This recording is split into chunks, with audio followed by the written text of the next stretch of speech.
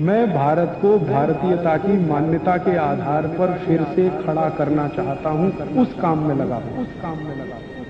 कत्ल होने के बाद मांस उत्पन्न होता है, वो बाजार में बिकता है और मांसाहारी लोग उसे भरपूर खाते हैं। भारत में लगभग 20% प्रजा जो है ना मांसाहारी है। 20% प्रजा भारत में ऐसी है जो दररोज मांस खाती है।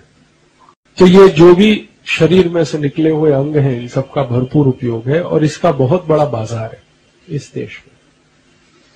प्रतिवर्ष मैंने आपसे कहा 36,000 कत्ल खाने हैं और करीब 4.5 कोटि गाय, बैल, मछली, बछड़ा, बछिया सभी मिलाकर उनका कत्ल होता है और उसका प्रतिवर्ष जितना मांस उत्पन्न होता है वो बिकता है, जितना चर्म निकलता है वो बिकता है, खून निकलता है वो बिकता है। अलग अलग जगह पर इन सब का उपयोग होता है। तो कत्ल होने के बाद जो मांस उत्पन्न हुआ वो तो मांसाहारी लोगों के काम आया। और एक और काम होता है कि ये जो मांस होता है इसमें से तेल निकलता है और उस तेल को अंग्रेजी भाषा में टैलो कहते हैं।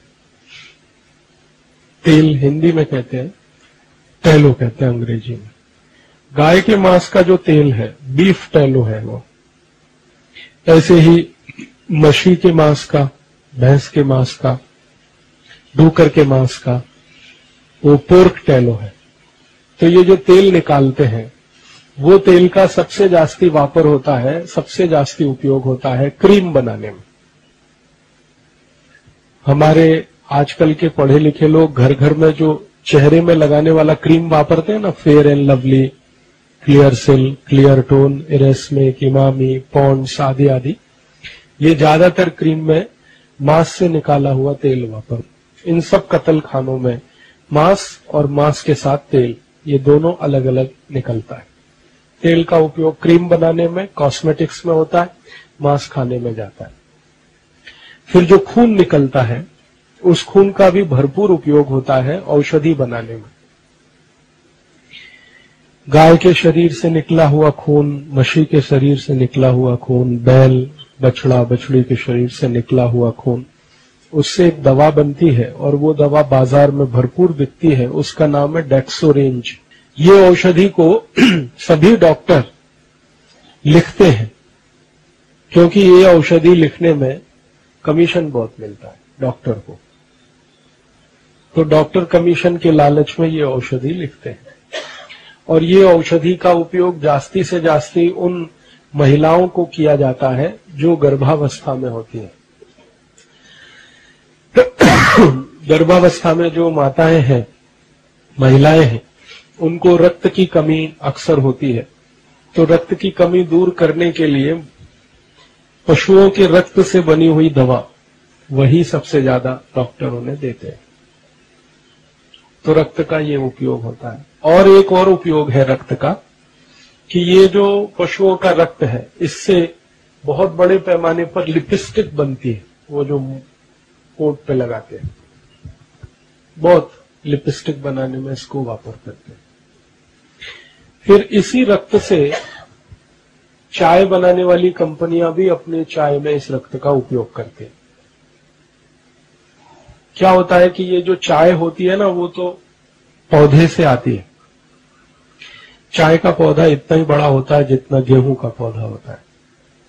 उसमें पत्तियां होती हैं, तो पत्तियों को तोड़ा जाता है, उसको सुखाते हैं।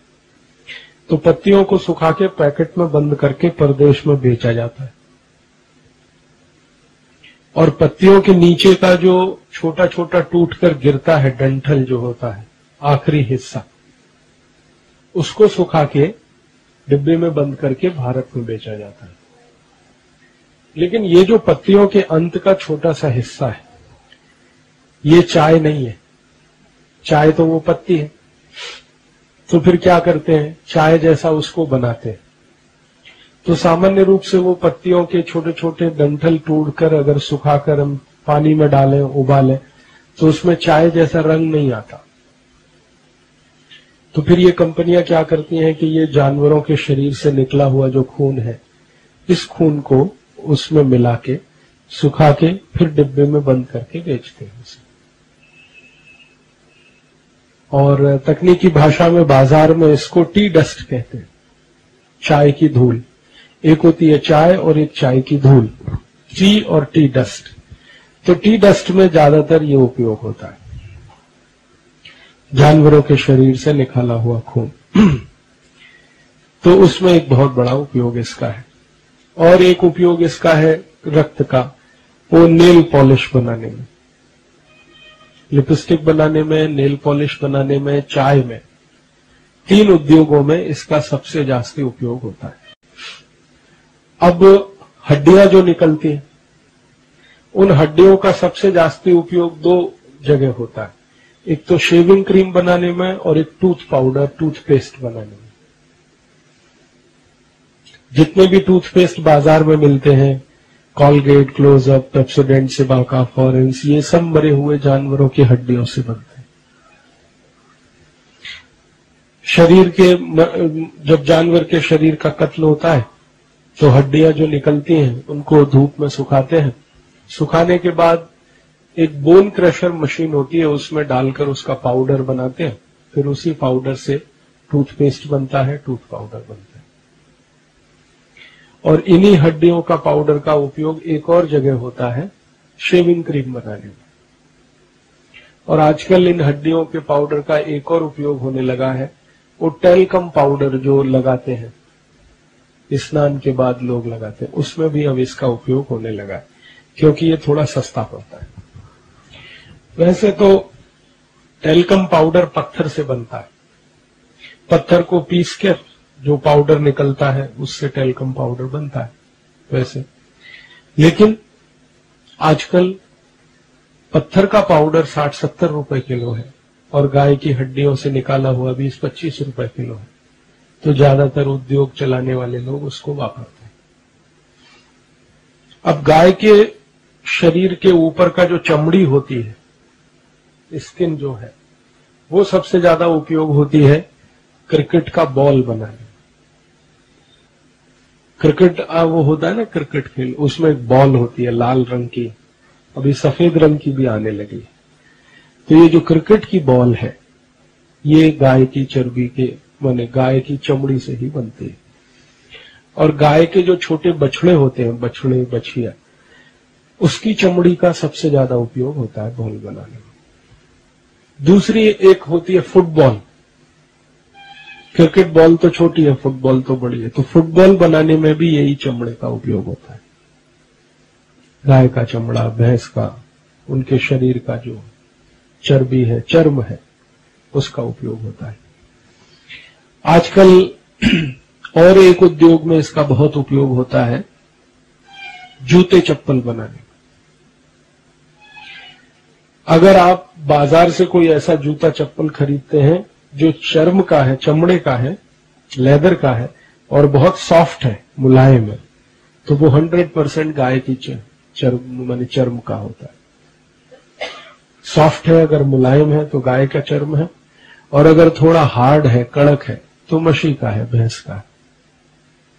जास्ती हार्ड और जास्ती कड़क है तो ऊंट का होता है, घोड़े का, ऊंट का बहुत कड़क होता है।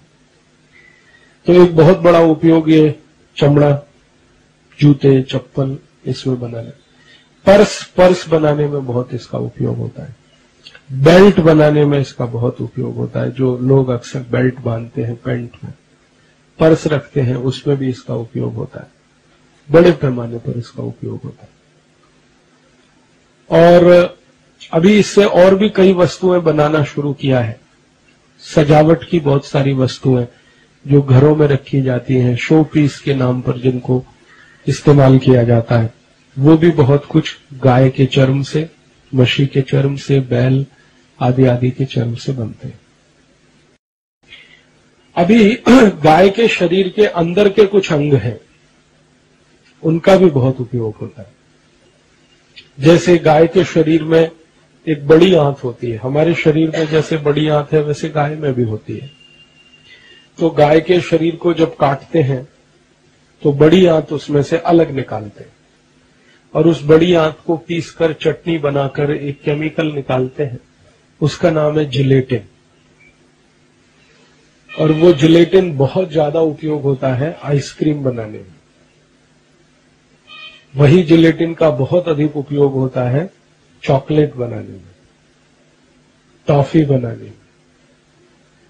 टॉफी, चॉकलेट, आइसक्रीम उसी जिलेटिन का भरपूर उपयोग होता है।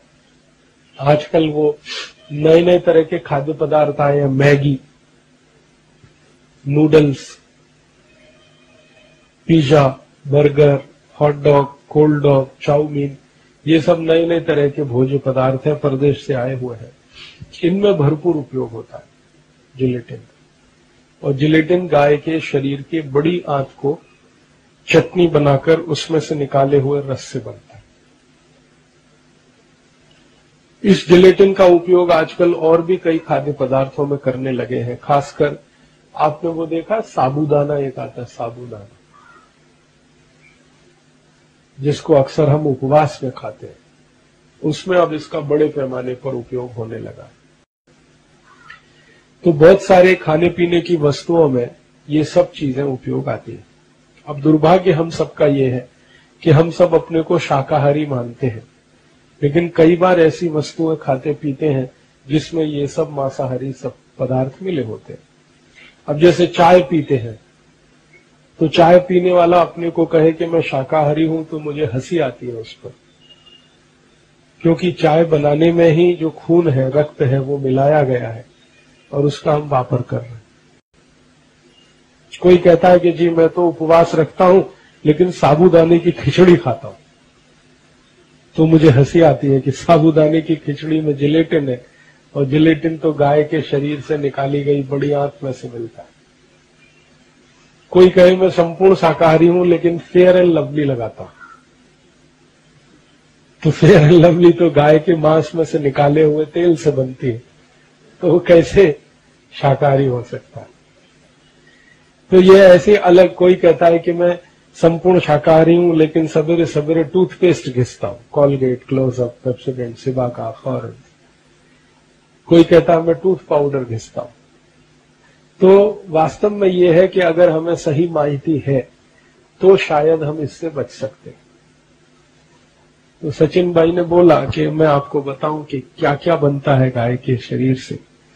वो यही सब वस्तुएं गाय के शरीर से बनती हैं जो ऐसी चीजों में उपयोग होती हैं जिन चीजों को भारत के लोग बहुत जाहिरात देखकर खाते पीते हैं। दोस्तों, सबसे पहले तो चैनल सब्सक्राइब करें, फिर लाइक, कमेंट और शेयर करें। और हाँ, हमारा एंड्रॉयड ऐप डाउनलोड करना ना भूलें।